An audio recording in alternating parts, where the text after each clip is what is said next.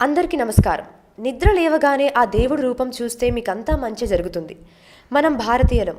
ఎంత science develop అయినా మనం రాకెట్లను విశ్వానికి పంపినా దేవుడిని నమ్ముతాం. కొంతమంది అవి మూఢనమ్మకాలని కొట్టిపారేసినా మన నమ్మకం మనది. అంతెందుకు, ఇప్పటికీ చాలా దేశాల్లో సైంటిస్టులు దేవుణ్ణి నమ్మరు. స్టీఫెన్ హాకింగ్ కూడా దేవుడే ఈ విశ్వాన్ని సృష్టించాడని, తర్వాత కాదని తన మాటను తానే ఖండించుకున్నాడు. కానీ మనం అలా కాదు. మనకు ప్రతి పని మీద ఎంత శ్రద్ధ పెడతామో దేవుడి మీద కూడా కొంత భారం వేస్తాం. దేవుడు లేడని చెప్పడానికి ఆధారం లేదు, ఉన్నాడని చెప్పడానికి ఎన్ని సాక్ష్యాలైనా చూపించవచ్చు.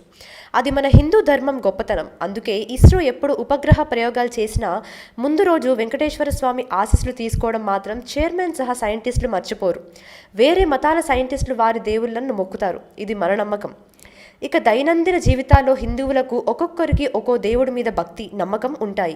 ఉదయాన్నే లేవగానే మన ఇంట్లో వాళ్ళ ముఖాలనే చూస్తుంటాం. అందులో కొందరి మొహం చూస్తే చాలా మంచిదంటారు, మరికొంతమంది మొహం మంచిది కాదంటారు. అందుకే మన నమ్మకాలు నిద్ర లేచిన దగ్గర నుండే మొదలవుతాయి. ఇక ఎవరి మొహం చూడాలంటే మనుషుల కంటే దేవుడు పట్టాన్ని చూస్తే మనకు ఎలాంటి కీడు రాదు.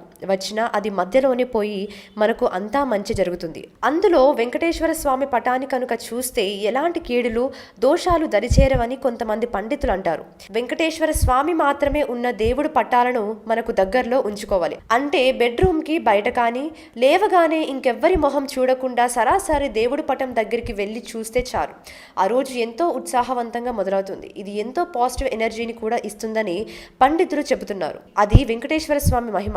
అలా అని ఇతర దేవుళ్ళను చూడొద్దని కాదు. పూజలు అందరికీ చేయొచ్చు. మన ఇంటి ఆరాధన దేవుడికి మనకు నచ్చినట్టు చేసుకోవచ్చు. పాజిటివ్ ఎనర్జీ కోసమే కాదు, ఎలాంటి కోరికలైనా కూడా తీర్చే శక్తి బ్రహ్మాండ నాయకుడికి ఉందని నమ్ముతాం. మనం ఎన్ని గుళ్ళు గోపురాలు తిరిగినా కూడా ఆయన శక్తే వేరు.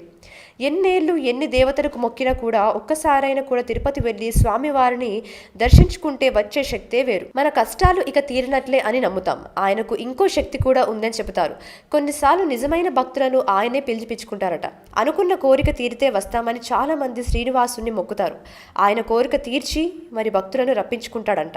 అది ఆ స్వామి పవర్. కాబట్టి ఉదయాన్నే ఒక్కసారి ఆ దేవుణ్ణి చూడండి, మీకు మంచి జరగడం ఖాయం. ఎలాంటి అరిష్టాలు రావు సరికదా. అనుకున్న పనులు అనుకున్నట్లుగా జరుగుతాయి. చిన్న చిన్న ఇబ్బందులు వచ్చినా ఆ దేవుడి మీద భారం వేసి సాగండి. మిగతాదంతా ఆయనే చూసుకుంటారు. పూజలు అనేది ఎవరిష్టం వారిది, కానీ దినచర్య మాత్రం ఆయనతో మొదలుపెట్టి చూడండి, మెల్లిగా మార్పు కనిపిస్తుంది. ఈ వీడియో కనుక మీకు నచ్చినట్లయితే లైక్ చేయండి, షేర్ చేయండి, సబ్స్క్రైబ్ చేయండి. మరిన్ని ఇంట్రెస్టింగ్ అప్డేట్స్ కోసం మా శ్రీ భక్తి ఛానల్ని ఫాలో అవ్వండి.